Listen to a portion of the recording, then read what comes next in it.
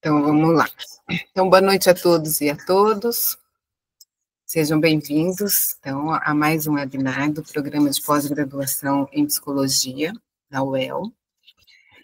Eu sou a professora Silvia Cordeiro, docente vinculada ao programa, e hoje vou estar aqui com vocês, junto com a Poliana Pompilho e a Ana Júlia Canezin,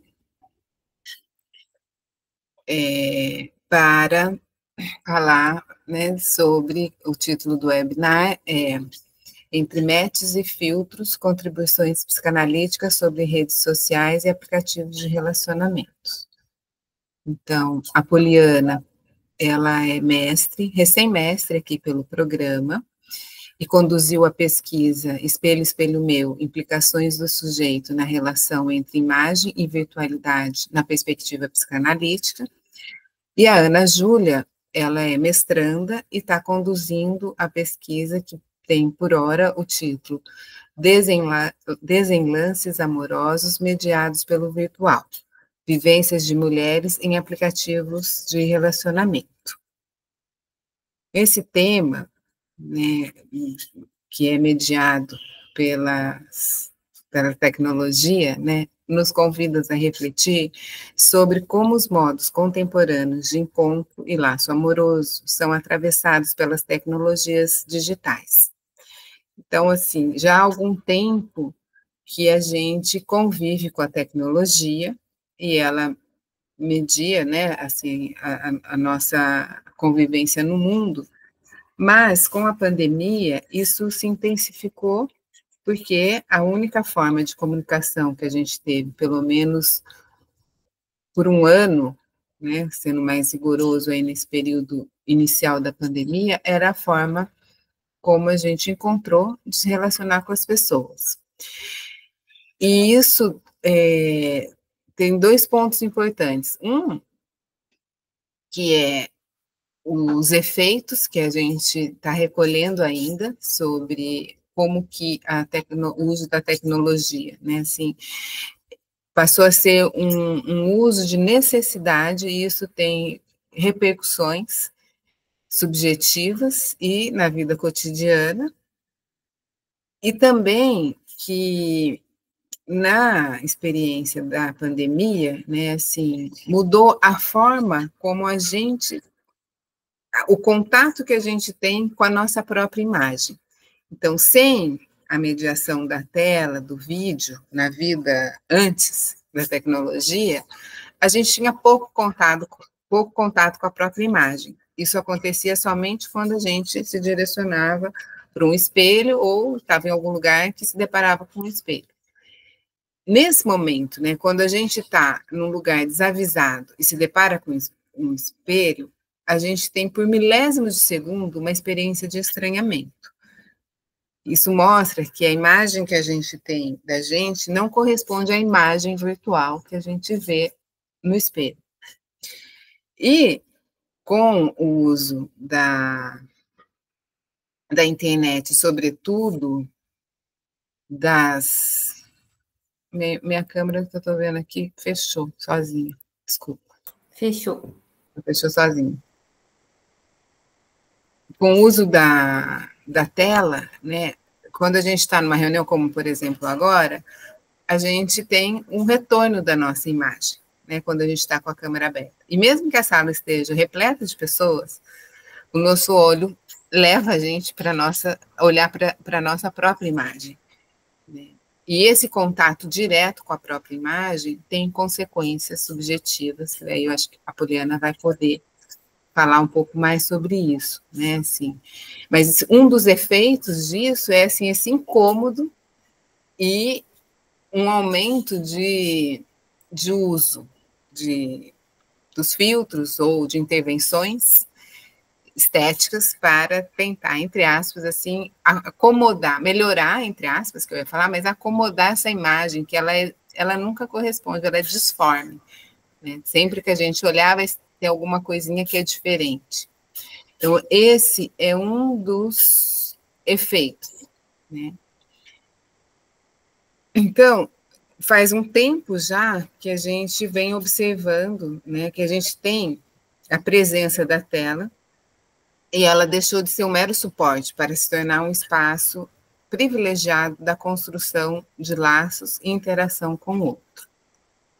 Nessa mesma vertente, né, a gente tem os aplicativos de relacionamento e de redes sociais. Então, o encontro com o outro, na pandemia também houve um aumento desses aplicativos de relacionamento, que propicia um tipo de encontro que é mediado por um algoritmo, né, numa tentativa de encontrar um outro que corresponda exatamente àquele perfil que se coloca nos aplicativos, né, na busca de um parceiro afetivo, amoroso, né, num tom mais metafórico, né, assim, como se existisse uma possibilidade de encontrar a outra metade. Então, o encontro com o outro é mediado tanto pela imagens, que é mediada por filtros e algoritmos, que não apenas buscam, né, facilitar essas aproximações, mas também moda o modo de se apresentar e talvez até de desejar. Do ponto de vista psicanalítico, né, eu acho que é interessante a gente pensar, porque a psicanálise e as questões sociais estão estritamente relacionadas, né, e a gente, como diz o Lacan, o psicanalista tem que estar à altura das questões de sua época. Então, assim, como é que a gente pode pensar, né, através do recurso da psicanálise, da clínica, né, essas novas configurações? Então, quais são os pontos que a gente pode começar, né, assim, a pensar, né, como é que a psicanálise faz essa interlocução? Porque toca diretamente questões relativas à imagem do eu, as questões relacionadas à fantasia e a forma como cada sujeito se posiciona frente à falta e o encontro com a alteridade, ou seja, com o outro. Então, feito esse preâmbulo inicial, eu vou passar a palavra para Ana Júlia e a Poliana, daí vocês... Ó, gente, minha câmera está fechando sozinha, desculpa. Vocês veem que ordem vocês querem começar, então elas vão trazer um pouco do que elas estão fazendo e depois a gente abre para uma discussão, tá bom? Então, fiquem à vontade, reforçando aqui o convite da Ana Júlia, né, quem puder abrir a câmera, porque isso fica mais interativo, e daí elas vão ver a dinâmica, mas enquanto elas estiverem falando, seria bom que a gente deixasse o microfone desligado para não ter interferência. Então, bem-vindas, meninas, obrigada pelo aceite do convite, e vamos lá. Vamos lá. Eu já tinha combinado com a Ana Júlia, até assim, pela dinâmica da nossa fala, né, faz mais sentido, então, eu começar com as minhas contribuições. Então, boa noite a vocês. Eu quero agradecer o convite da professora Silvia por esse evento, né, por essa oportunidade, e agradecer também a presença de todos que estão aqui. E eu vou falar, então, um pouco... Silvia, só uma questão aqui, é uns 30 minutinhos, né? Tá. De 20 eu sou bem obsessivinha, então vou até cronometrar meu tempo, para não passar muito. Eu fiz, né, gente, aqui a minha pesquisa do mestrado foi falando sobre isso, então, enfim, eu gosto muito desse assunto. Então, vou colocar aqui um tempinho para não fugir muito e não passar demais do tempo. Bom, gente, então, a minha proposta hoje é mais uma forma de conversa mesmo, para trazer algumas contribuições e fazer a gente pensar, não somente como uma pessoa que está de fora, né, dessa situação, mas nos implicar também nessa relação, como a professora Silvia comentou, que acredito eu, estamos todos envolvidos, que é a questão da tecnologia e das redes sociais.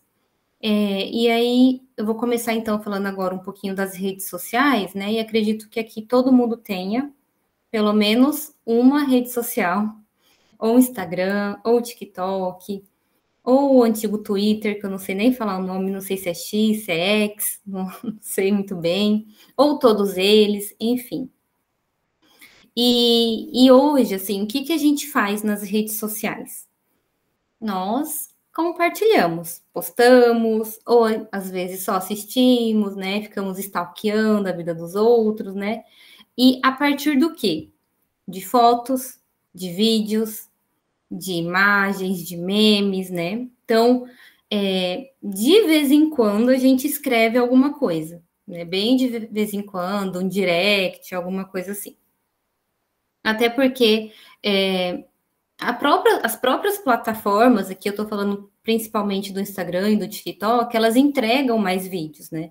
Inclusive, hoje, se você pesquisar, é uma plataforma de rede social para compartilhamento de fotos e vídeos. E o alcance, então, que essas plataformas, pelo próprio algoritmo delas, de entrega desses conteúdos, é muito maior se você aparecer em imagens, né? Em vídeos, enfim, fotos e então, até aquele pequeno texto que a gente conseguia escrever, por exemplo, no Instagram, ele já não tem uma boa entrega, já não é muito bem visto na plataforma.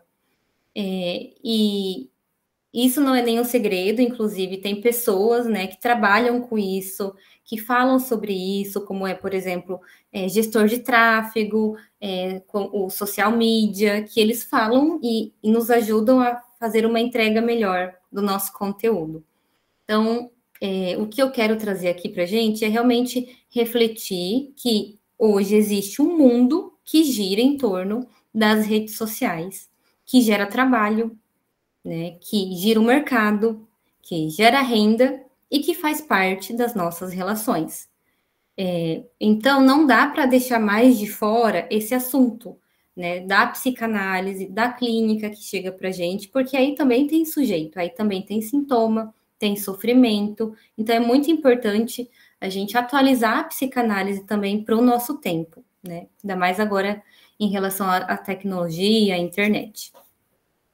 E aí eu vou trazer um pouco da minha experiência, que começou mais ou menos há 20 anos atrás, e que começou lá com o Orkut, que foi a primeira rede social que eu tive, e eu acredito que a maioria daqui, não sei se participou dessa rede social do Orkut, porque, né, é bem antiga mesmo, e eu acho que eu tinha 15 anos na época, 14, então faz aí uns bons anos, né, uns 20 anos pelo menos. E eu vejo uma mudança muito drástica em relação, assim, ao que era essa rede social e do que a gente encontra hoje, né? Para, então, adentrar aí no assunto da imagem, de como isso interfere a relação do sujeito com a sua autoimagem.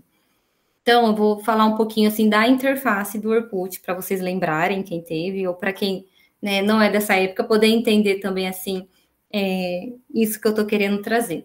Então, você entrava ali no Orkut, você tinha uma ficha, praticamente ali da pessoa, onde você colocava os seus interesses, as suas músicas favoritas, filme, e era tudo como se fosse uma ficha mesmo escrito, né? Assim, então, você colocava ali todos os seus interesses, animais de estimação, seu signo, sua data de aniversário, e no cantinho tinha uma foto sua de perfil. E também tinha uma coisa muito legal que se chamava mural, que era onde você entrava para mandar recado para os seus amigos. Então, ficava as pessoas ali, né, uma fotinha pequena, e todos os recados um embaixo do outro. E você se comunicava, assim, na escrita mesmo, né?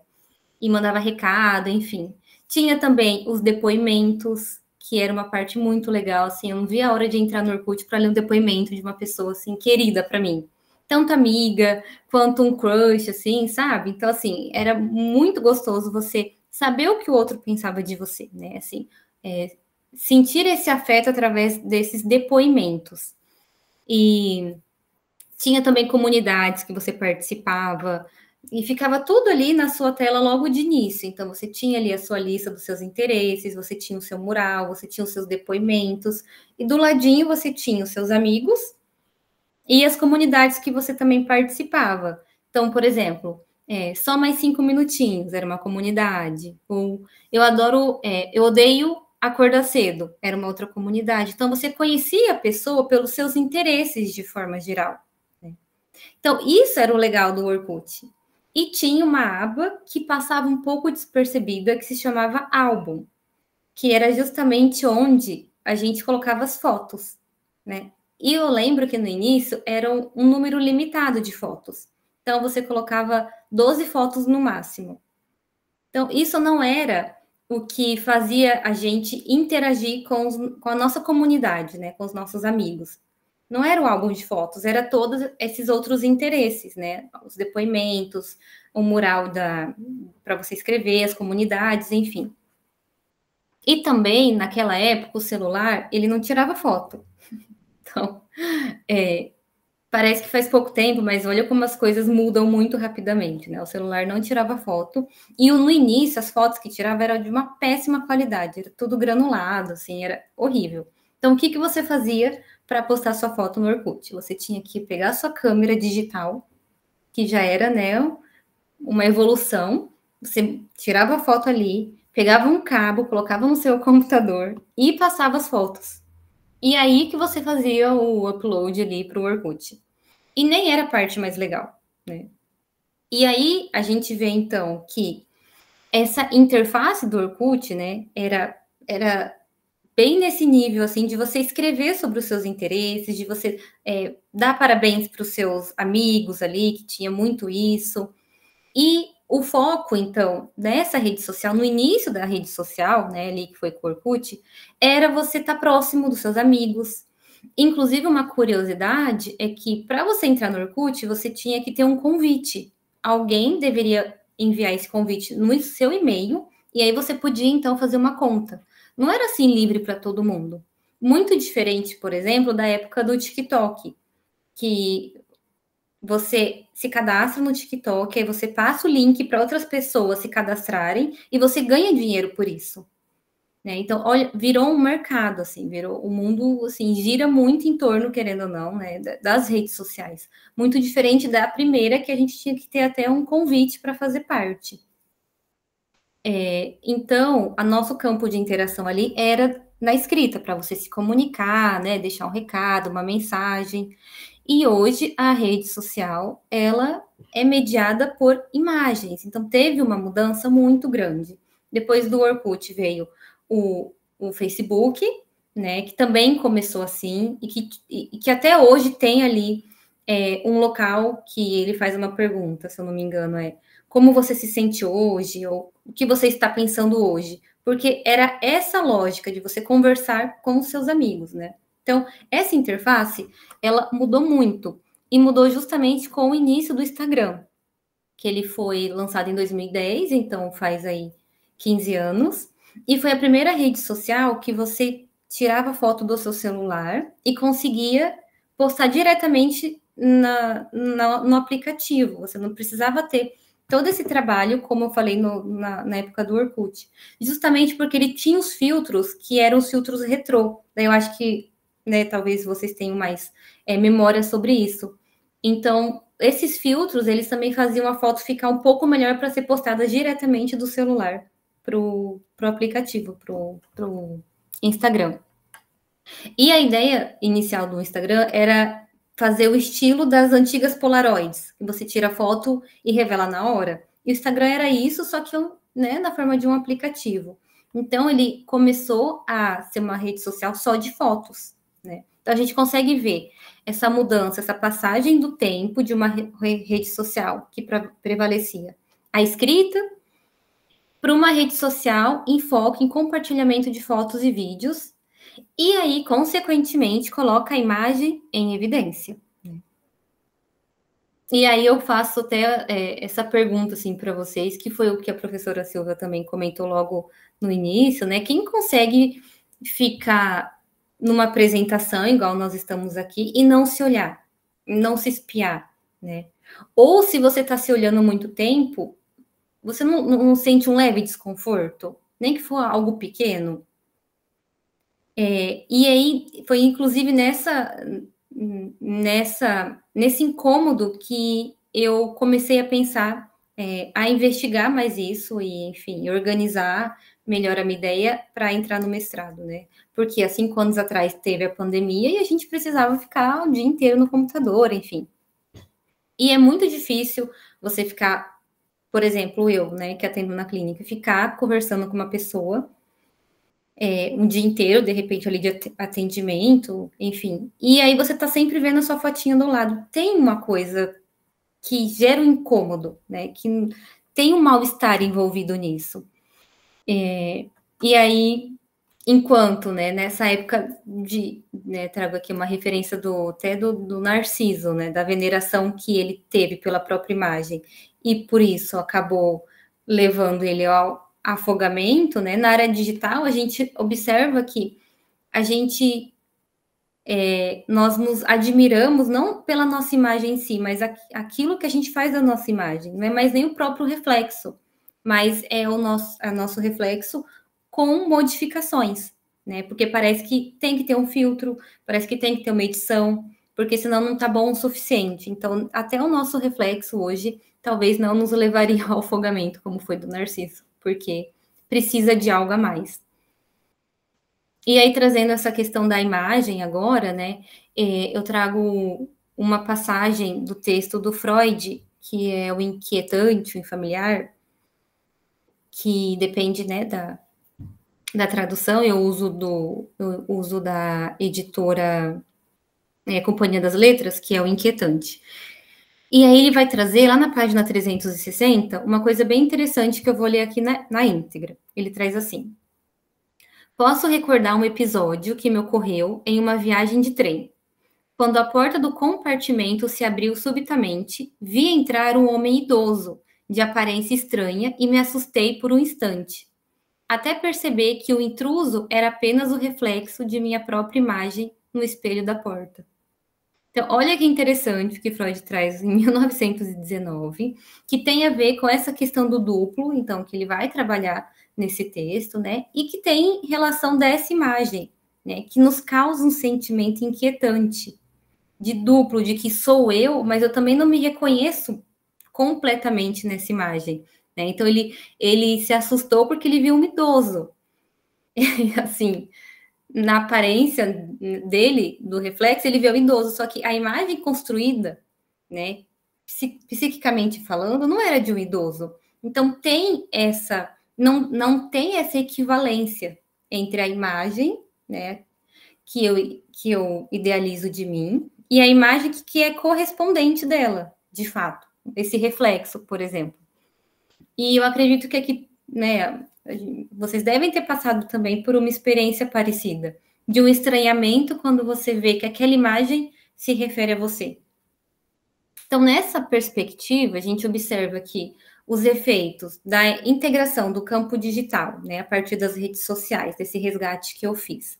Então, nessa perspectiva, né, dessa integração do campo digital às subjetividades, já é uma realidade essa transformação, né, dessa vida cotidiana que existe, que muda os nossos paradigmas e que entra em evidência aí a primazia da imagem, a exposição do próprio corpo, espelhando uma referência de si, vinculada a uma lista de adjetivos inesgotáveis que temos hoje, e de uma suposta felicidade plena de um corpo sem falhas, perfeito, que é também o que a gente acaba vendo.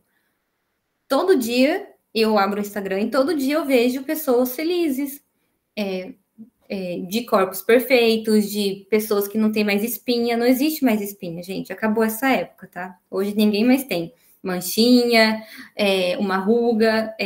Então, a gente vê que existe, sim, uma modificação da forma da gente se relacionar com a nossa própria imagem, né? E aí, para trazer um pouco para a parte da psicanálise mesmo, eu trago aqui o que Lacan vai trabalhar no estádio do espelho, né? Que trata-se, então, de uma identificação gerada no sujeito quando ele assume a sua imagem.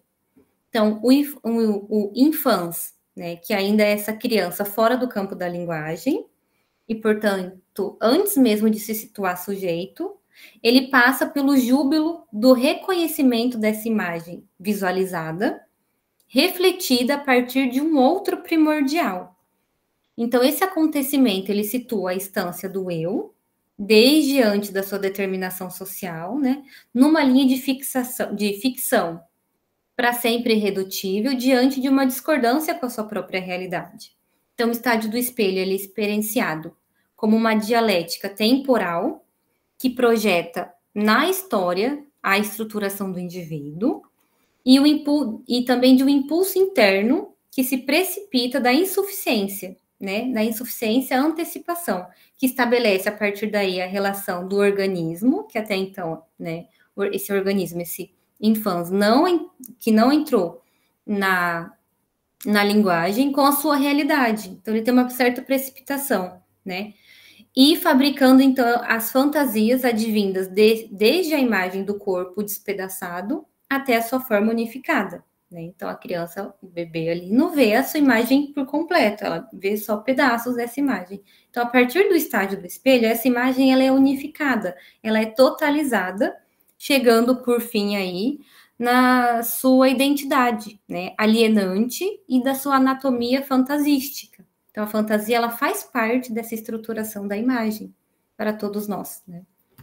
E aí, eu também falo um pouco na dissertação do Quinet também, do Naso, que eles vão trazer essa mesma ideia, né? Que o Lacan, ele traz essa concepção de que o eu é a instância, então, do engano, porque tem essa identidade alienante, né? E essa anatomia fantasística, e em meio ao processo da imagem se constituir totalitária, ela escamoteia a falta e o despedaçamento originário do sujeito. Então, é a partir do espelho, né, desse estágio do espelho, ou pela imagem do outro, que a imagem do próprio corpo é pré-figurada, imagem que o sujeito se identifica para constituir seu eu. Então, essa imagem convergida pelas pulsões autoeróticas, é o eu ideal. Então, tem o ideal aí, né, formado como imagem do outro, que será a sua unidade imaginária do eu.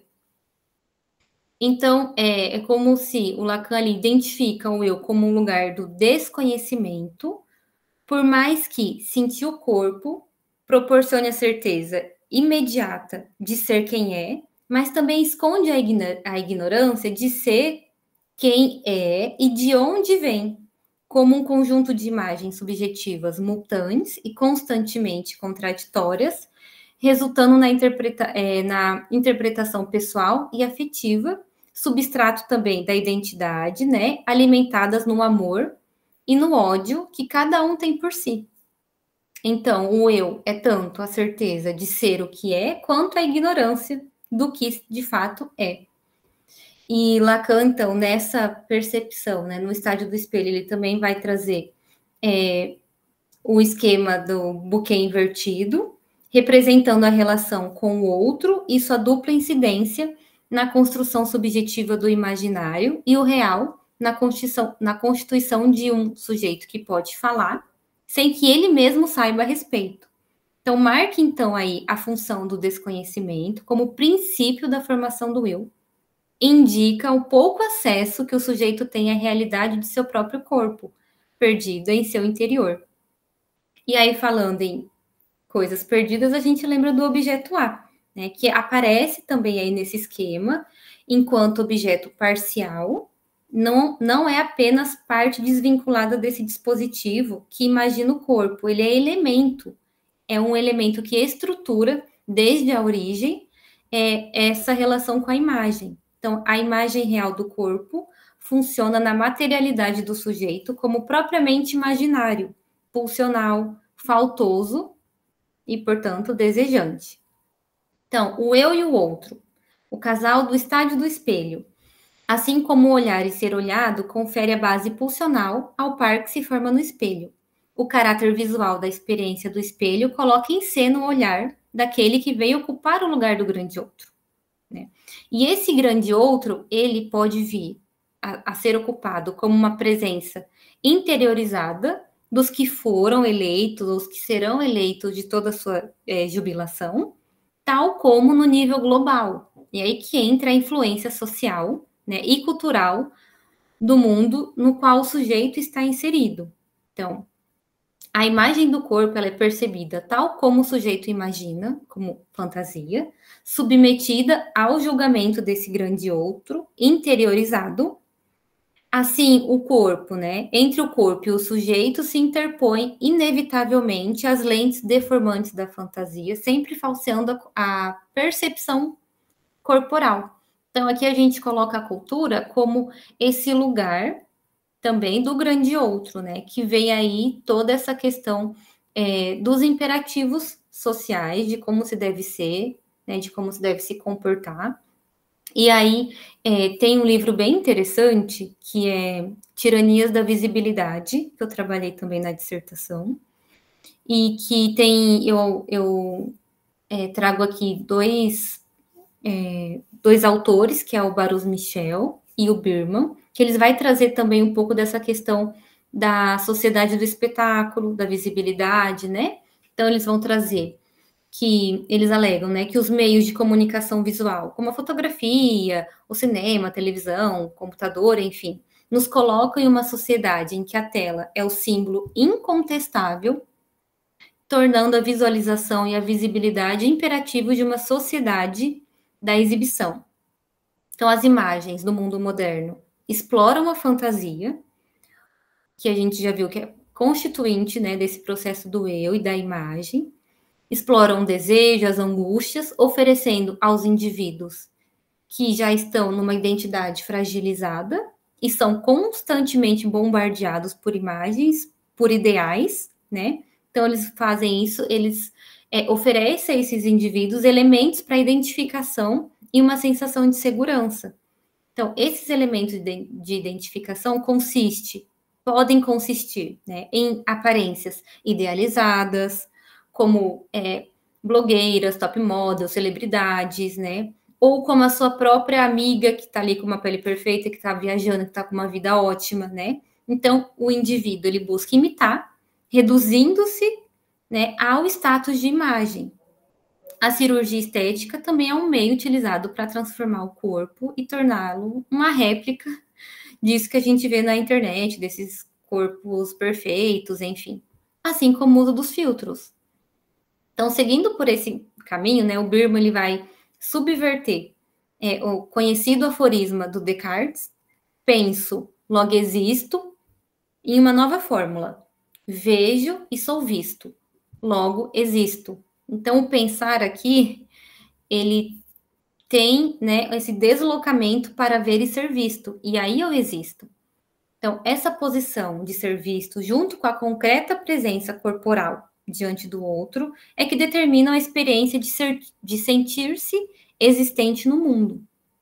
Então, presença e visibilidade podem ser entendidas como signos de existência do sujeito, nesse deslocamento do registro teórico do discurso, como eu comentei até lá no início, né, do Orkut, com os depoimentos, o mural, para o domínio da imagem, que é o que a gente vê hoje nas redes sociais, que predomina. Então, inserido nesse contexto virtual, onde existe essa valorização da divulgação da intimidade, o eu e sua dimensão ficcional são direcionadas a um trabalho de revisão dos seus ideais, convocando assim o sujeito a encarar o postulado de sua incompletude. Então, deixa eu ver o tempo aqui. A busca primordial de encontrar o objeto perdido e, enfim, sentir-se completo é reescrita como uma possibilidade real diante da promessa da existência de objetos que trarão a satisfação e conformidade plena com o seu corpo e seu ser. Então, diante de tudo isso, eu vejo uma possibilidade da gente entender a imagem enquanto um objeto de consumo mesmo, e por isso ligada essencialmente com os imperativos culturais. Então, ao invés, né, de perguntar as origens do desejo, como sugere a psicanálise, a sociedade hipermoderna passou a antecipar o desejo, fabricando rapidamente uma grande variedade de objetos e inundando as pessoas com imagens que fazem parecer verdadeiros objetos de consumo genuíno. Assim, o desejo, né, resta apenas o que? Consumir, se endividar para então alcançar esse ideal. Freud também vai lançar luz no aspecto da felicidade, naquilo que o sujeito busca, né, por felicidade, que por mais que o princípio do prazer ele não realize a felicidade plena, os esforços para que isso aconteça permanece, justamente pelo campo social. Então, está entre as fontes de onde surge o sofrimento humano. Então, pode ser exatamente esse caminho que a gente esbarra quando falamos dos filtros, né? Combinados aí com a imagem da felicidade, compartilhada aí para milhões de pessoas. Então, a cultura, ela produz algo para apaziguar o mal-estar que vem dela própria, fazendo um movimento circular que não cessa. Um sistema capitalista, então, dispõe desses objetos cada vez mais avançados, contudo, com pouca duração, com a finalidade de movimentar o sistema, enquanto o sujeito fica no ideal de consumi-los para alcançar a completude e, consequentemente, encontrar a satisfação e a defesa do mal-estar. Então, é como se fosse uma espiral mesmo, né? A imagem que é engodo, que não é equivalente, então, o que eu vejo aqui não é equivalente à imagem que eu tenho de mim, né? Psiquicamente falando. E aí vem a cultura e oferece algo que vai dizer, olha, toma isso aqui como uma promessa que vai dar certo, vai ser equivalente. E aí o sujeito se endivida, né, assim, em relação ao seu próprio desejo mesmo, para tentar fazer essa equivalência, né, e não aplica o filtro, enfim. E aí chega um momento que você se olha no espelho, que você se vê numa videochamada e esse mal-estar volta. E aí ele volta a consumir outra coisa. Então é como se fosse uma espiral que a própria cultura produz e que o sujeito ele é enlaçado e muitas vezes sem perceber. E aí a gente vai, né, encontrar esses sujeitos na clínica, né, dizendo dessas comparações, dizendo do mal-estar em relação às redes sociais, ou até de um vício, de uma dismorfia corporal, né? Então, são todas essas coisas que a gente acaba depois encontrando aí na clínica. Então, era mais ou menos isso que eu queria trazer hoje. E depois a gente conversa um pouquinho, né? Quem tiver, enfim, coisas aí para a gente discutir. Bom, obrigada, Poliana.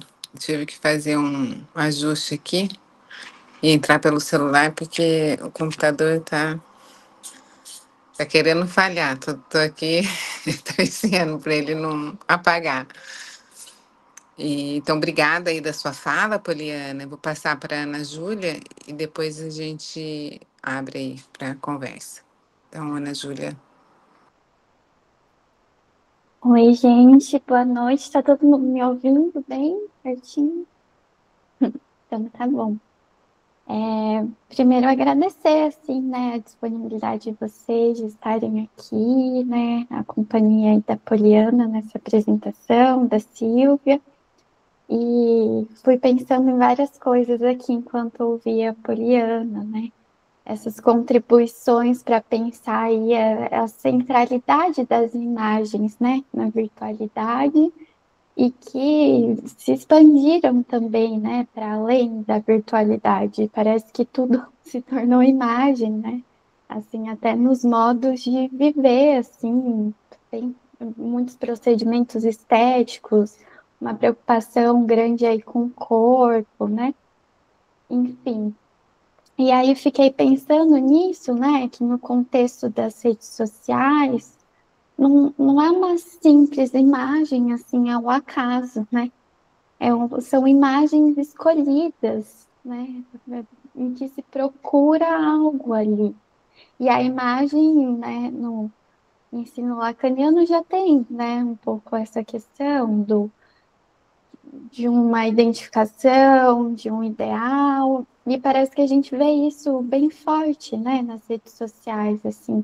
Então, não são imagens que são publicadas ao acaso, né, são imagens escolhidas, em que se vê ali, ou se procura ver ali, algo em que, uma imagem que se identifique de si, né, que corresponda a um ideal, que agrade um outro. Tem stories que são postados assim, né, para uma pessoa específica, com um intuito específico, né? Então, agradar o outro, agradar a si, né? Assim, seguir também as tendências, isso fica muito forte no Instagram, principalmente, né? O quanto essas imagens vêm carregadas, assim, de tendências que estão na internet, no campo da moda, no campo da estética, né? E, enfim, e outras imagens também, né?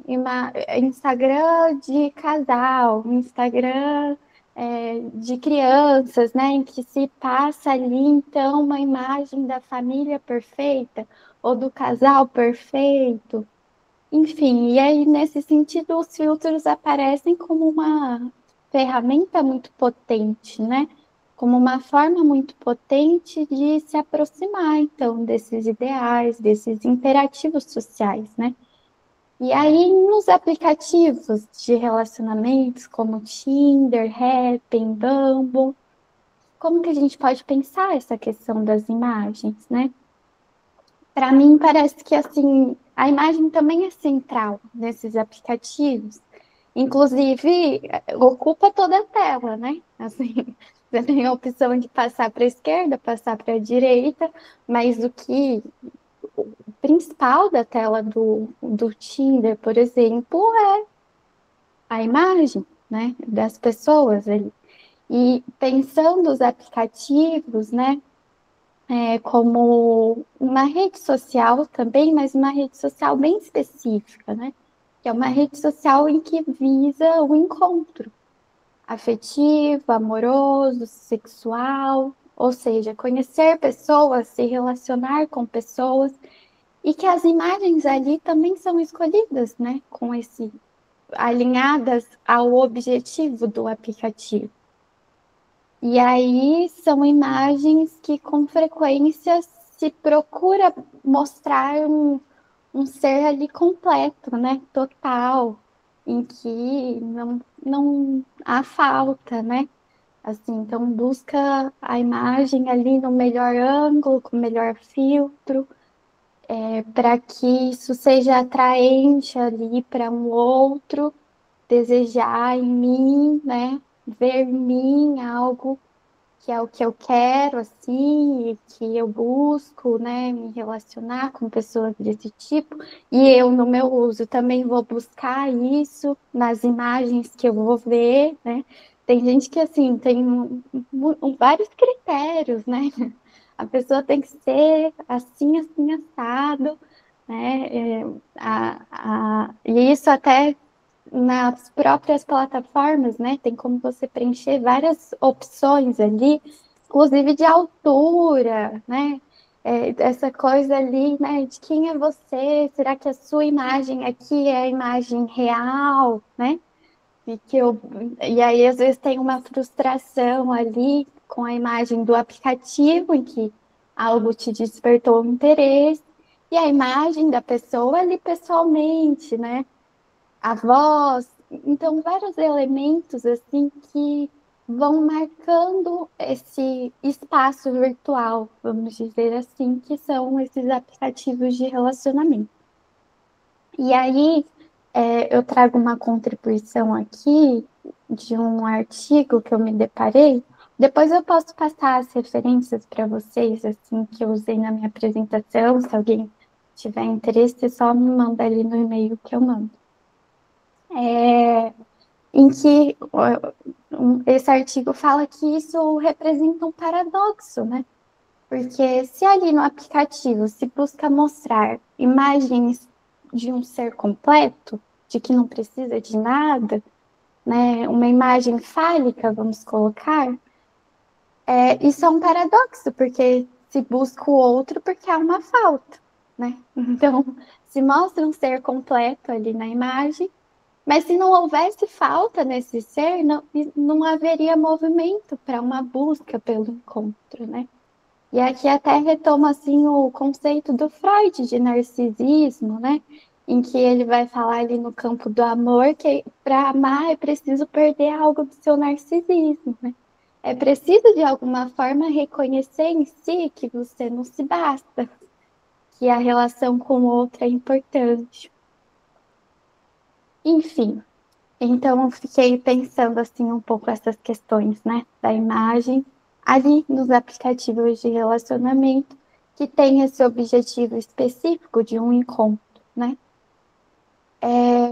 E aí o aplicativo ele ganha um papel de mediador, né, para esse encontro, de uma mediação virtual para o encontro, que na verdade assim não é nova, né? Existiam agências de namoro, de casamento, não é da minha época, mas já existiam, né? Existia nesse mesmo momento ali que a Poli estava falando do Orkut, né? Em que se sentava na frente de um computador, ligava, né? Tinha esse tempo ali de online, offline, né? Essa forma de se conectar, desconectar, em que existiam sites, chats, com o intuito já de fazer pessoas se conhecerem, né? Se eu não me engano, Ai, esqueci agora o nome de um chat famoso. Bate-papo UOL, né? É um desses antigos aí. E aí eu fiquei até pensando assim, né? Até a ideia cultural de Cupido. Já pensa aí algo de um terceiro que vai fazer um intermédio ali para um encontro, para, né, a criação de um casal. Aí eu já fui longe, assim, lembrei dos Correios Elegantes em festa junina, em que também é isso, né? Você manda uma mensagem ali, por intermédio de outra pessoa, isso chega na pessoa que você quer. Então, isso, né, ter ali um terceiro não é novo, nas relações, né, nos relacionamentos. O que seria, então, novo nos aplicativos de relacionamento? E essa é uma questão que está comigo há um tempo, assim, que estou desenvolvendo aí com a pesquisa, né, com o andamento da pesquisa. Mas eu tenho pensado que esse novo que os aplicativos trazem é o contexto cultural que a gente está, que é esse contexto, né, que a Silvia até colocou ali no começo, que depois da pandemia teve uma intensificação dos usos da virtualidade. Então, esse contexto da cybercultura, do cyberespaço, da era digital, da indústria 4.0, enfim, tantos e tantos nomes que tentam dar conta disso que a gente vive hoje, em termos de laço social, mediados pela virtualidade, né? Porque isso é um contexto assim que está no trabalho, que está nos estudos, que está nas nossas relações de amizades, familiares, né? Profissionais. Então, me parece que o que é novo nos aplicativos não é essa intenção de fazer, né, o encontro acontecer, mas é o contexto que isso acontece, né, que é o contexto da era digital. Um contexto que a gente está tão conectado que alguns autores vão apontar que essa distinção entre mundo virtual e mundo real, ela não faz mais sentido, né? Fazia sentido quando era esse tempo que a gente ligava o computador, se conectava, desligava, às vezes era internet de escada, né? E aí, assim, era uma determinada hora e aquilo e acabou, né? Hoje a gente está 24 horas do dia conectado. Não há mais essa distinção entre o que é virtual e o que é real. Porque mesmo que você desligue seu celular, tranque num cofre, fique 2 dias sem usar, a sua conta tá lá, né? As pessoas conseguem mandar mensagem, você não vai ver, né? Então, há uma diluição disso, do que é virtual e que é real, né? É como se nós estivéssemos em uma continuidade, um contínuo online e offline. E isso, os aplicativos de relacionamento ilustram bem. Por quê? Os aplicativos que funcionam ali por geolocalização, eles vão te mostrar pessoas que são próximas fisicamente de você, né? Mas isso não significa que você vai encontrar essa pessoa um dia pessoalmente. né? Você pode nunca encontrar com ela, nunca ir para esse mundo offline, né? E isso não impede de que você tenha uma interação com ela, de que você crie afetos por ela, que você fique com raiva, que você fique com ódio, que você sinta paixão, né? Mesmo que vocês nunca se encontrem pessoalmente, fiquem só no virtual. Então, esse contínuo é o que tem feito mais sentido, né? Para a gente pensar aí os usos dos aplicativos de relacionamento, das redes sociais, e que trazem efeitos, né? Efeitos para a subjetividade, inclusive, né? E acho que aqui a gente está falando, né, nos aplicativos de relacionamento, de pessoas ali no mínimo 18 anos para cima, né? Então, pessoas que provavelmente não nasceram, né, num mundo virtualizado, mas que pegaram esse processo de alguma forma. E colocado tudo isso, então, o que a psicanálise tem a dizer, né? E eu acho que um primeiro ponto é disso que chega à clínica, né? Porque a clínica é esse ponto privilegiado, né, da psicanálise. Então, nisso que chega à clínica de um mal-estar dos usos dos aplicativos, das redes sociais, né? Então, nos aplicativos é muito comum ouvir sobre as frustrações vinculadas a não encontrar o que se procura. Geralmente essa procura é muito idealizada, né? Não encontrar pessoas com quem se identifica. Parece que há uma busca de se encontrar pessoas que sejam iguais a você, né? Assim, que queiram as mesmas coisas, assim. Nem a gente quer a mesma coisa às vezes. Mas aí ali no aplicativo, né, fica isso de, nossa, quero encontrar uma pessoa assim, assim, assim, que seja igual a mim, né? E isso causa mal-estar, né? E o principal, assim, do que se ouve, ou pelo menos do que eu tenho ouvido, escutado, é de não se encontrar pessoas dispostas ao laço. Isso é uma coisa que aparece com frequência.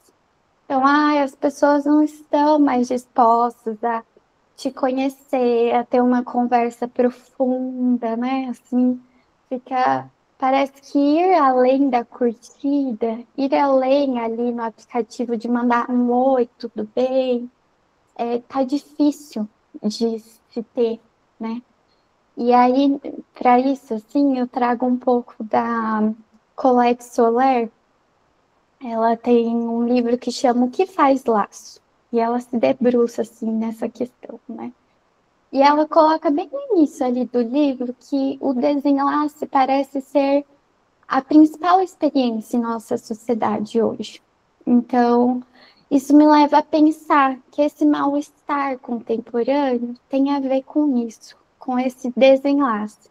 E ela vai falar desse desenlace ali no trabalho, na família, né, que tinha uma ideia muito fixa de família. E isso está diluído também, foi se diluindo, né? Então parece que esse desenlace como mal-estar, assim, está nesses campos, né? Do trabalho, da família, dessa instituição família, podemos dizer assim, e do casal, né? Dessas relações ditas amorosas. E aí é muito curioso, porque ela continua, né? Que seria mais lúcido, hoje mais do que nunca, não se contar com as promessas de permanência, né? Então, diante disso, que está tão num nível de desenlace, seria mais lúcido, né? Talvez, assim, colocar nos termos mais atuais, né? Assim, mais saudável que a gente não contasse com as promessas de permanência, porque está tudo muito rápido, muito diluído, muito desterritorializado, assim, se a gente também pensar nas contribuições da Sueli Ronick, que ela vai escrever lá na década de 80 e que ainda tem muita relação, né, com o que estamos vivendo hoje, assim, desse neoliberalismo exacerbado, né? E mesmo assim, não é isso que a gente vai acontecer, né? A busca pela permanência, pelas garantias, pela completude, continuam em grande medida e talvez até mais intensas, né? E nesse caso, dos aplicativos de relacionamento, isso também aparece, né? E aí isso leva para um segundo ponto muito importante, que é essas promessas de completude que vêm do próprio capitalismo. Então, vem da própria forma de se pensar a estrutura da sociedade hoje, né? Então, o capitalismo se utiliza, então, dessa falta, que é o eixo do desejo humano, né, que é inerente ao ser humano, para vender os seus objetos de consumo, que é um pouco aí conversa com o que a Poliana também trouxe, né? E aí a gente não pode esquecer que os aplicativos de relacionamentos é um desses objetos de consumo que o capitalismo oferece, né? A gente não pode ser ingênuo, é só um aplicativo que estou baixando ali, né? Da mesma forma, as redes sociais, né? São empresas, aplicativos. E aí fica a questão, será que é interessante para as empresas, aplicativos, que se encontre, que todo mundo lá, né? Todos solteiros se reúnem no aplicativo, cada um pega um par, e é isso, né? Acabou o aplicativo. E aí eu até fiquei, fazia um tempo que eu não ia procurar, não procurava ver isso, mas aí eu fui nas redes sociais, né? Do Tinder e do Bumble. Aí do Tinder, a bio deles é assim: a cada 3 segundos, um novo relacionamento começa no Tinder. Tudo começa com um match. Baixe o app. Ou seja, essa promessa escancarada, né? Assim, olha, você não está encontrando isso? Aqui, ó, a cada 3 segundos alguém está encontrando, né? Vem aqui porque tudo começa com um match. E aí eu fui ver o do Bumble. E eu realmente me surpreendi, assim, porque do Bumble tava na bio, pra quem ama amar. Falei, nossa, tá até bonitinho, né? Aí você vai ver só tinha um post em que eles falam que estão reformulando ali o aplicativo. Aí eu fui ler a publicação, né? Trouxe um recorte aqui para vocês. Encontrar alguém especial online perdeu o rumo. E é nosso compromisso com vocês mudar isso. E aí eles falam mais coisas e colocam que o objetivo deles é trazer o amor de volta. Ou seja, então, diante desse descontentamento com os aplicativos, eles até reconhecem, né? Assim, olha, realmente aqui perdeu o rumo. Mas é nosso, e aí logo em seguida vem a promessa, né? É nosso compromisso com vocês mudar isso, trazer o amor de volta. Eu até lembrei, né, quando a gente está caminhando na rua, assim, que tem aqueles postes, né, com panfleto colado, né? Traga o seu amor de volta em 15 dias. E aí eu fiquei, nossa, deu um passo a mais, mas deu 10 para trás, né? Porque, assim, nem a gente consegue trazer dentro de nós um amor de volta, né? Assim, às vezes passa, você deixou de gostar da pessoa, nem a gente tem esse controle, né? Imagina trazer o amor de volta. Mas, enfim, caminhando aqui, né? Se o desencontro, então, está tão presente, o que se encontra nos aplicativos? E aí fiquei pensando nisso, né? Que muitas pessoas vivem essa experiência de instalar e desinstalar, instala e instala os aplicativos. Isso é muito comum. E isso sempre me chamou a atenção, assim, né? Mas o que acontece? Que desinstala e volta, desinstala e volta. E aí tem um estudo que é de 2 autores, se chama Bandinelli e Bandinelli, os dois têm o mesmo sobrenome, britânico, que eles vão trazer essa percepção, assim, de que para parte das pessoas que estão usando os aplicativos, o encontro presencial não é o objetivo. Então, o que se encontra ali? E parece que isso tem a ver com esse instala e desinstala, né? Então, instalou, não encontrou o que queria, encontrou uma frustração, um estranhamento, desinstala. Aí instala de novo. Dependendo da cidade que você mora, se for uma cidade pequena, você vai encontrar as mesmas pessoas lá. O que leva, né? O que envolve essa decisão de instalar de novo? E aí esses autores trazem uma contribuição muito importante, que é eles foram investigar a relação libidinal que se estabelece entre a pessoa que está usando, né, o usuário, e o próprio aplicativo. Então, como se a relação sujeito-objeto que estivesse em jogo não fosse o sujeito e o objeto ali como outra pessoa em que se pretende ter algo, né?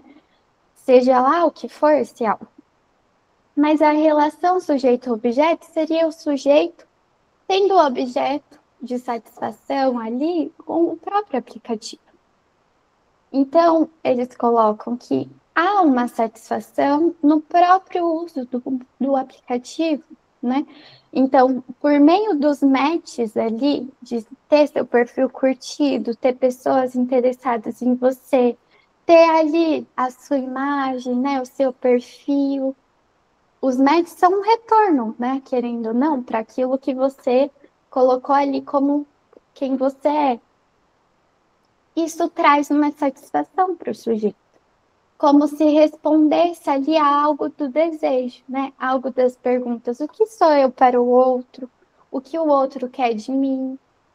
Então, assim, é uma contribuição muito importante que parece que chega perto um pouco disso, né? O que tem nos aplicativos que, mesmo não se encontrando o que procura, ainda se permanece ali, né? Então, esses autores vão colocar que, ao invés de nos relacionarmos com as pessoas por meio do aplicativo, muitas vezes nos relacionamos com o aplicativo por meio das pessoas. E, enfim, isso é muito importante, assim, para a gente pensar, porque eu acho que isso também não se restringe só aos aplicativos de relacionamento, mas às próprias redes sociais. Tem uma coisa que acontece, assim, com algumas pessoas que eu já ouvi falar, que é, elas postam algumas coisas, tipo, gravam ali um story e reassistem, publicam e reassistem muitas vezes, né? Então, assim, parece que o intuito não é nem que as pessoas vejam e curtam e achem legal, às vezes é o próprio ato de postar e ficar revendo aquilo, revendo aquela imagem, né? Em que se passa uma mensagem ou uma ideia de eu sou tal pessoa, eu me aproximo de tal ideal, né?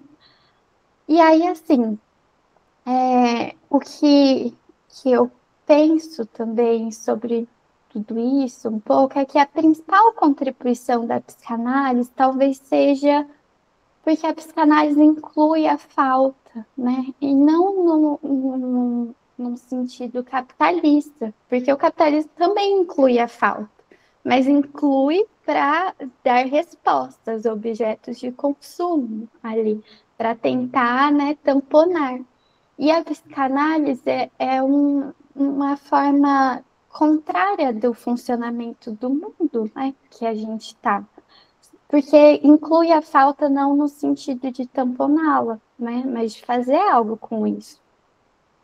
Então, principalmente se a gente considera ali o campo do amor, o campo do desejo, e o campo do amor me pega um pouco mais, assim, né, por pelos aplicativos incidirem justamente nesse campo, né, ali das relações amorosas, né, por exemplo, lá do Bumble, para quem ama amar, né, então é isso que os aplicativos tentam responder, né, assim, isso que é do amor, que é do desejo, né, e aí quando a gente vai pegar o que é o amor para a psicanálise, o que é o desejo para a psicanálise, isso fica escancarado, assim, né? Então, o desejo ali, o Lacan vai definir como desejo é desejo de outra coisa. Então, a gente nunca vai encontrar ali algo do desejo que, né, dê algo, porque quando se pensa que encontrou, é um desencontro, não é aquilo, né, é outra coisa. Então, esse movimento dos desejos, do objeto A, né, inapreensível, é o que nos movimenta na vida, né? E aí, quando a gente pensa o campo do amor, e aí eu trago a famosa definição ali do Lacan, né? Uma das, porque ele trabalha o amor em vários sentidos, mas quando ele está falando do amor de transferência, né? Ele vai definir ali o amor como algo que o amor é dar o que não se tem, né? Como isso que, assim, coloca no centro do amor a falta, né? Então, que amor é esse que se pretende trazer de volta, Bumble? Se o amor é dar o que não se tem, e se na relação de amor, amante e amante não sabem o que o outro tem, o que falta em si, que levou a esse encontro, que também é sempre um desencontro, né? Então, concordo com a Colette Soler de que hoje, né, mais do que nunca, a gente não tem garantias, né?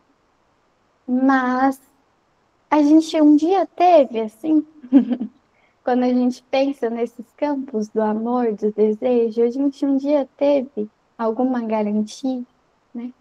E aí, para finalizar a minha fala, eu trago a fala do Freud, né? De que a gente nunca está mais desamparado do que quando amamos. Ou seja, mesmo que se encontre aí uma parceria amorosa, isso não acaba com o nosso desamparo, né? Até o intensifica, porque a qualquer momento você pode perder. Isso não é perder porque o relacionamento não permaneceu, é perder porque uma hora a morte vem, né? Então, não há garantias, não há algo que dê conta da falta humana, do desamparo humano. E aí é que é a maior contribuição da psicanálise, porque não se, você pode se abrir novos rumos, assim, né?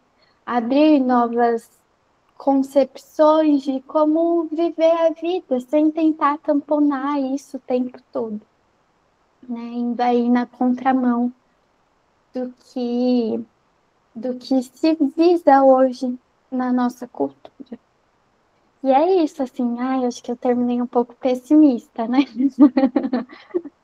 Mas é isso. A gente que se vire aí, né? O que vamos fazer com isso? Bom, eu quero agradecer bastante aí. Eu acho que a Ana Júlia e a Poliana trouxeram reflexões bastante importantes, ainda que angustiantes, para a gente pensar, né, essas formas de enlaçamentos do momento atual que a gente está vivendo, né? E ouvindo aqui agora na Júlia, eu fiquei pensando, né, assim, a gente está num passo já a mais agora, que olha, as coisas são muito rápidas, né, assim, porque tinha os aplicativos de relacionamento, no qual a gente, né, assim, busca-se um outro, um parceiro, mas com a inteligência artificial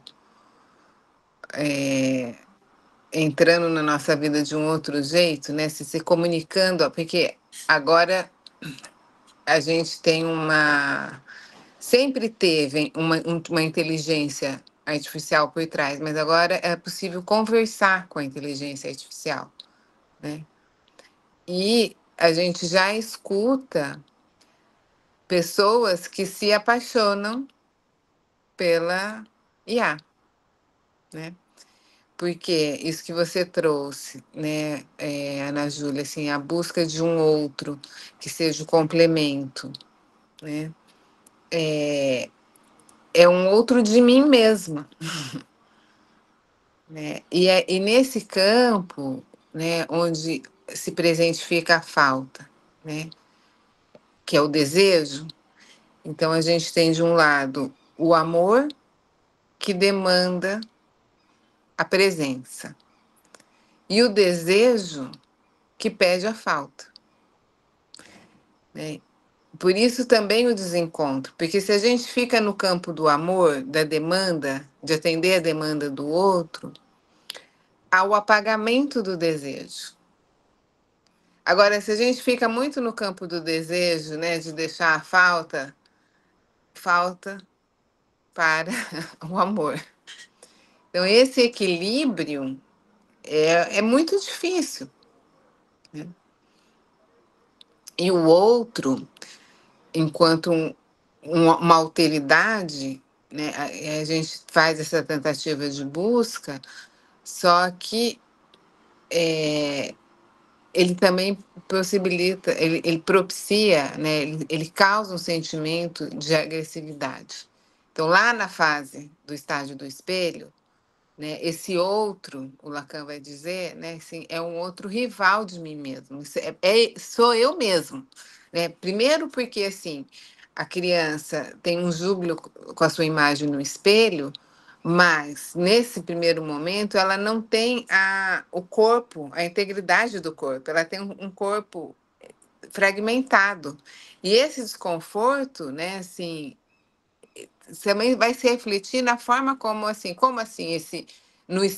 esse outro do espelho é integrado e eu não estou integrado, né? Porque ela fica com a sensação da desintegração, do desencontro, de não tentar, de não conseguir ficar em pé, de não ter mobilidade, de não aceitar colocar uma comida na boca. Isso produz um desconforto, né? Então, o outro, enquanto alteridade, ele é um reflexo disso, porque daí o outro sim materializa a falta, né? Porque se eu preciso do outro é porque falta para mim. Então são questões que cada um, né? Daí usando uma frase do Lacan, né? Cada um vai ter que aprender a fazer com a sua falta, né? Seja a falta de um outro, ou seja esse desencontro em relação à própria imagem, né? Então, assim, o corpo, a gente não tem um corpo, né? A gente não é o corpo, a gente possui, a gente faz uso de um corpo. Um corpo que é desencontrado, sempre vai ser desencontrado, porque ele não consegue, né? Se o sujeito é um furo, que ele é boideado pela linguagem e pelo imaginário, né? Assim, é uma construção singular de cada um. E o capitalismo, ele tem feito bons uso em termos de capital, né? Mas um mal para o sujeito, né? Porque é um sem fim, né? É quase, ele tenta vender uma promessa de longevidade, quase que de vida eterna, só que tem um atravessamento do real, né? Assim, que mostra o tempo todo que não é bem assim. Então, acho que é interessante, assim, a gente trazer essas questões para pensar, né? Não só como as tecnologias digitais atravessam as formas de encontro e da relação com o corpo com o outro, mas está mediando também, a IA vai ser um terceiro também, com o qual a gente vai se relacionar. Outro dia eu ouvi um pesquisador falando que tem uma previsão do que vai acontecer com a IA, né? Assim, a gente está no metaverso agora, né? A gente saiu do universo e a gente está no metaverso. Até 2027. Porque ainda a gente se relaciona com a inteligência artificial de uma forma meio precária, né? Assim, tem a tela que media, assim, não é direto, mas vai chegar uma hora que talvez ela seja uma imagem virtual, né? No qual vai falar, né? Vai estar presente na nossa convivência. E isso talvez não esteja tão longe de acontecer quanto a gente imagina. Mas é isso, assim, eu acho que agora a gente pode abrir aí para os comentários. Pessoal, quem quiser trazer uma contribuição, né, assim, o que ficou pensando, né, a partir disso. Às vezes um exemplo também prático, clínico.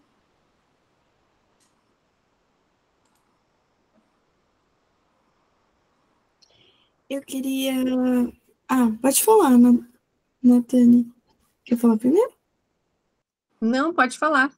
Acho que você começou primeiro. Tá bom, obrigada. Queria dar os parabéns para vocês. Primeiro, foi muito legal escutar e refletir. Eu acho que hoje na clínica, por exemplo, eu atendo crianças e adolescentes, né? E eu vejo o quanto que a inteligência artificial e a tecnologia está atravessando esse público, assim, até subjetivando, não sei se a gente pode dizer disso também. É algo que eu me deparo bastante, assim, principalmente com adolescentes, eles utilizam muito mais a inteligência artificial do que eu acho a gente, assim, até em descrição de conversa, sabe? Então, chat, escreve um texto pro meu namorado porque eu tô me sentindo assim, assim, assado. Ou aconteceu isso, isso, isso, e o que pode ser isso? E daí ter que lidar com isso é muito desafiador também. E, enfim, entra em muitas questões, né? E daí, sobre isso dos relacionamentos, né, que a Ana Júlia trouxe, assim, especialmente sobre esses aplicativos, enfim, eu fico pensando até, tem aquele livro da Valesca Zanello, que é A Prateleira do Amor, e daí eu fiquei pensando um pouco nisso também, sabe? O quanto que se torna uma prateleira mesmo, e passagem, sabe? Tipo um cardápio, assim, parece. E o quanto que a gente, assim, enquanto mulher, também é colocada nesse lugar desde sempre. Então, como você disse, não é algo novo, né? Mas o quanto que o capitalismo e as tecnologias, eles, de certa forma, corroboram ainda mais para isso, né? E, enfim, foi coisas que eu fiquei pensando, assim, com a fala de vocês.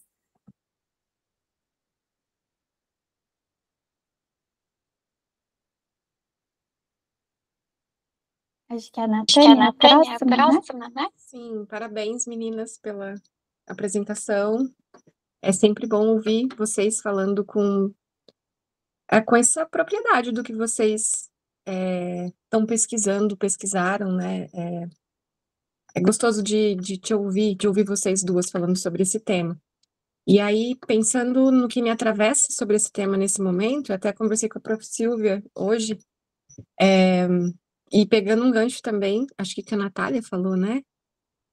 Na clínica com crianças, né? Tem sido uma questão, para mim, o corpo, mediado ou não mediado, na verdade, pela interação das crianças com as telas, né? Então, crianças que não apresentam nenhum transtorno diagnosticado ou até mesmo nenhuma questão fisiológica, neurológica, que impeçam ali o corpo de se movimentar, né? Se desenvolver dentro do esperado dos marcadores biológicos, né? Pensando em biológicos e não nos lógicos, né? Na questão do psíquico.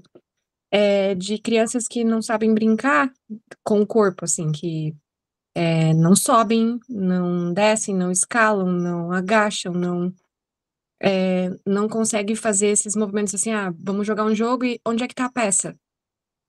Tá procurando algo, e aí a gente pergunta, eu falo, bom, tá atrás de você, embaixo da sua perna. Não existe uma dificuldade cognitiva nessa criança, mas existe uma dificuldade de assimilar o que é atrás e embaixo da minha perna, assim.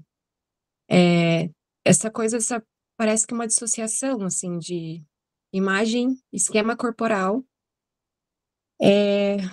principalmente, né, eu vejo em crianças que passam muito tempo em telas. Então, o quanto não há essa mediação do corpo também com o virtual ali, né? Pensando na criança que deveria estar brincando, deveria estar explorando texturas, ambientes, sons, cheiros, coisas que ainda a gente não consegue fazer pelas telas, né? E aí, pensando mais ainda em crianças muito pequenas, o quanto a tela oferece tudo, mas não oferece essa troca, né, do olhar do outro, do reconhecimento dessa troca que só é possível, né, uma subjetivação, pensando que é na relação com o outro, ainda de carne e osso, né, ainda humano, né, e não um projeto de humano ou isso que a gente vê nas redes. Então, acho que é tão atual e não é só pensando nos aplicativos de relacionamentos, não é pensando só nos filtros, mas assim, os efeitos, implicações que podem e já estão, me parece, acontecendo a partir da minha experiência clínica, na constituição psíquica, né? Na interação com o outro, na criação e construção desse laço. Deixa eu fazer um comentário rapidinho em cima disso, porque o que na tela não tem é o desejo, né, que circula, e o furo, né, a falha, porque na relação mãe-bebê é importante que a mãe fale, né, que ela não atenda, que ela não conseguir atender plenamente o bebê, faz parte, até para ele começar a sua diferenciação, né? E não tem, principalmente nas coisas on demand, assim, você não tem mais intervalo, você não tem o tempo de esperar uma programação chegar, né? Vou assistir um desenho, mas eu sei que só vai passar depois que acabar aquele outro. Não tem tédio, não tem tempo de espera, e tem um algoritmo filtrando os interesses de quem está usando e jogando ali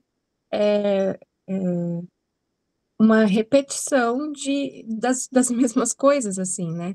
Então, crianças com hiperfocos já, né? Pensando em crianças já com diagnósticos, aprendem outros idiomas antes do materno, antes da troca que tem ali com o outro, né? Claro que existem questões também que a gente pode e precisa levar em consideração, que é o diagnóstico e o funcionamento, né, neurológico, mas assim, crianças que estão aprendendo vários idiomas, porque o algoritmo também vai jogando esse tipo de conteúdo que vai despertando interesse cada vez mais, né? Esse aprofundamento. Então, e aí me faz pensar uma coisa muito prática. Não sei se vocês já se perguntaram ou se vocês têm esse costume. Vocês conseguem ouvir um disco de um mesmo artista? Sem colocar na rádio do artista no Spotify ou sem colocar na rádio da música? Ninguém parece que tem paciência de ouvir, por exemplo, o disco tal, do fulano de tal, que foi lançado por inteiro, porque escutar o mesmo artista enjoa. Não tem parece que a gente não consegue mais apreciar essas coisas, né? São tantas informações que fica tedioso escutar a Rita Lee por muito tempo. Tipo, você tem que escutar a rádio Rita Lee, que joga lá umas outras coisas no meio e as músicas dela também, né? E aí, pensando nisso, eu lembro do que o Lacan vai trabalhar no Estádio do Espelho, que para essa integridade do corpo, né, e para fazer essa imagem de si, é necessário e fundamental esse encontro com o outro, esse outro primordial, que vai dar, então, as referências do que sou eu. Mas se você coloca aí a tela como esse intermediário, qual é a referência que a criança vai ter? Que corpo é esse que ela vai construir? Se esse corpo muda, né, em uma velocidade máxima, se pode ser de um cachorro que voa, enfim, de um porco que fala, de qualquer outra coisa que não seja esse outro semelhante, para dizer, olha, aqui é você, né, a sua mão, seu pé, e aí fica entregue a essas cenas que o algoritmo joga, e eu acho que é isso que também perde a referência, né, do que sou eu, assim, desse corpo que está no mundo. Então me fez lembrar a fala da Natália, da Natane, um pouco disso que o Lacan faz referência no Estádio do Espelho.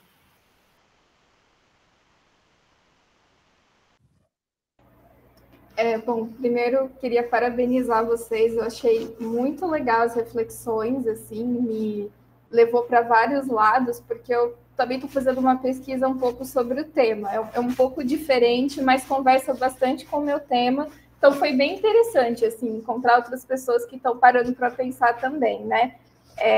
Eu estou pesquisando no meu doutorado sobre quais são as modalidades de utilização do celular no casal, pensando esse celular como um terceiro, que lugar que ele vai ocupar na dinâmica intersubjetiva e tal.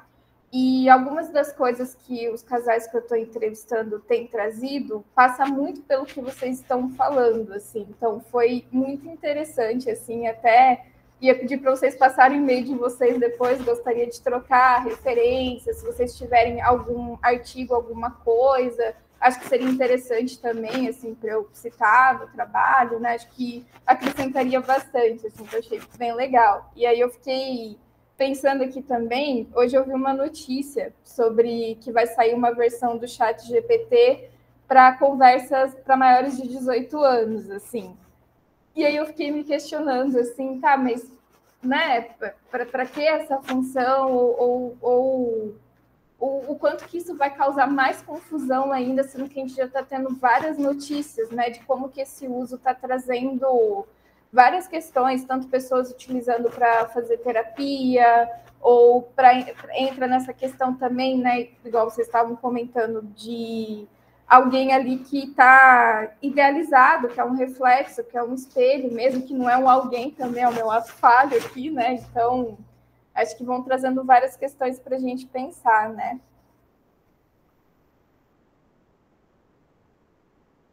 Nossa, esse tema das das inteligências artificiais é bem, assim, é um campo que a gente ainda não tem muito que, ai, como analisar, assim, né, digamos. É um campo novo que a gente sabe, assim, mais ou menos onde pode chegar, mas a gente não tem ainda a noção, né? Porque eu acho que é isso, a tecnologia vai numa velocidade muito maior do que a gente pode processar, né? Então, se atentar a essas coisas, a esses campos, né? Essas coisas novas que estão aparecendo, é muito importante, assim. E fico pensando um pouco nisso das inteligências artificiais, né, desse lugar que está ganhando de se tornar amigo, de se tornar namorado, namorada, de se tornar psicólogo, né, psicóloga, e onde a gente vai parar, assim, né, com tudo isso? Porque é isso, né? Parece que a inteligência artificial, pelo que eu tenho escutado um pouco sobre, é também esse espelho, né? Assim, que vai concordar com tudo que você fala, vai dar retorno ali em tudo que você fala, vai te atender prontamente a tudo que você pede, né? Não 100%, até porque agora também está entrando o fator do dinheiro, né? Assim, então, é, o chat está mais limitado, né? Você usa um tanto ali da versão mais atual, depois isso se perde, você tem que pagar. Então, é um pouco preocupante, assim, né? E o criador do Facebook, que agora também é dono do Instagram, da Meta, né? Ele deu uma entrevista esses tempos falando que é o intuito deles criar, né, inteligências artificiais que possam a interagir com seres humanos, porque isso está em falta no mundo. As pessoas estão muito solitárias, muito carentes, muito depressivas. E aí eu fico me perguntando, né, o quanto desse desenlace que a gente vê hoje não é também aí efeito das próprias redes sociais, né? Aí vem de novo uma outra promessa. Ai, você não está encontrando aí nas suas redes sociais? Vem para IA, porque aqui a gente, né, dá para você se relacionar com a IA. E aí, pensando até no que a Juliana comentou, né, que esse espelho, ele vai ser sempre um outro muito diferente, e que como que vai corresponder àquilo que se aproxima mais do que é humano. Então, de repente, a gente até se perde, assim, né, do que é de fato próprio nosso, que é essa questão da falta, que é essa questão da incompletude, e que faz parte do humano, né? Então, se a gente lida muito com a inteligência artificial, né, que vai ter respostas para tudo e que vai corresponder, talvez, uma expectativa, como que a gente vai depois aprender a lidar com o outro, que é par, que é humano também? Como que a gente vai fazer laço sabendo que vai ser um laço que vai faltar, que não vai corresponder às nossas expectativas? Então, acho que isso gera realmente muitas preocupações, assim, no campo do humano mesmo. Sim, mas é isso que quem trabalha nesse campo diz, né? Assim, das mudanças sem precedentes que a gente vai acompanhar à medida que a IA vai se inserir na vida da gente, não mais como talvez mediada pelo computador, né? Assim, há uma série de conjuntos. Eu lembrei de uma coisa que eu ouvi um tempo atrás de uma pessoa que trabalha com vendas de roupa. E daí a pessoa me disse o seguinte: no ano 2000, ele tinha ido num treinamento do shopping virtual, das lojas do shopping virtual, que é antigo, então, né? Então, várias lojas famosas já têm a sua loja comprada nesse shopping virtual. Ele não é essa compra virtual que a gente faz. É um jeito de você ir ao shopping. Então, ele falou assim, olha, vai chegar um momento que a pessoa vai colocar o seu avatar, entra no shopping, entra na loja, experimenta a roupa, compra, e a roupa vai chegar na sua casa. Mas a pessoa não saiu de casa. Né? Daí eu falei, nossa, né? Eu falei, mas quem é que vai fazer isso, assim, não vai querer sair? Daí ele trouxe uma coisa que eu não tinha pensado, mas isso pode acontecer. Ele falou, olha, às vezes, daqui um tempo, talvez, não há garantias que a gente vai poder estar na rua, respirar o ar, por exemplo. Então, são outros efeitos. Eu não, né, assim, que não estou falando que ele está certo, mas a gente está vivendo também numa época em que os efeitos climáticos, eles estão presentes cada vez mais. E a gente não sabe qual que vai ser. Como que vai ser a forma de viver daqui a um tempo. Né?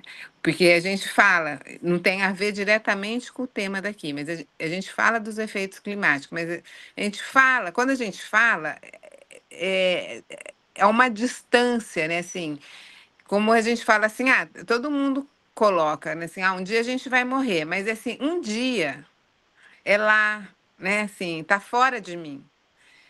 Que é diferente quando a gente vê a experiência acontecer. Daí, quando acontece um evento assim mais violento, as pessoas começam a ver assim, olha, isso não é lá, isso é aqui, né? Daí, nesse campo, a inteligência artificial também vai ter a sua função, né? Que modifica, como a pandemia. A pandemia, se não fosse a pandemia, talvez a forma da gente estar com a inteligência artificial seria diferente. A gente não sabe, porque a gente só tem o que aconteceu. Mas foi fato que foi um divisor de águas. Sobretudo, na questão dos bebês, das crianças pequenas, né? Eu orientei uma pesquisa na época da pandemia, que com bebês, com criança pequena, que a criança nasceu em outro país e ela só teve contato com os pais até 1 ano e com os outros membros da família através da tela do computador. Então, não dá para falar que isso é sem consequência, como a Natane estava falando, né? Mas desculpa que eu entrei na frente de alguém que estava inscrito. Vamos seguir aqui.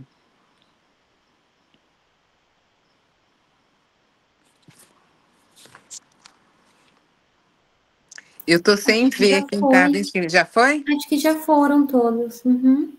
Ah, tá, porque eu não estou enxergando. Acho que tinha mais uma, mas ela saiu.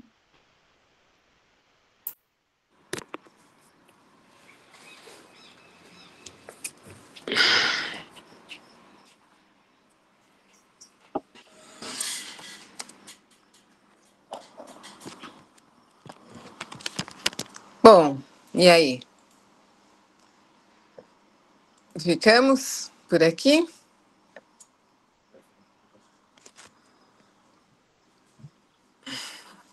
Acho que é isso. Acho que sim, né? Uhum. Então, eu queria agradecer mais uma vez, né, a presença dos participantes aqui presentes, da Ana Júlia e da Poliana, né? Acho que foi bem interessante aí as questões que vocês apontaram. E foi interessante ouvir também a colocação das pessoas, né, que participaram. Então, a gente encerra aqui. As meninas colocaram o e-mail delas aí, né? E eu vou colocar o meu e-mail aqui também, se alguém quiser alguma coisa aqui na pós-graduação da UEL, estamos aqui. Quem não é daqui, né, do PPG, ou não é da Psico. E uma boa noite para todo mundo, então. Até uma próxima oportunidade. Boa noite, gente. Obrigada pelas contribuições. Tchau, gente. Muito obrigada. Boa noite.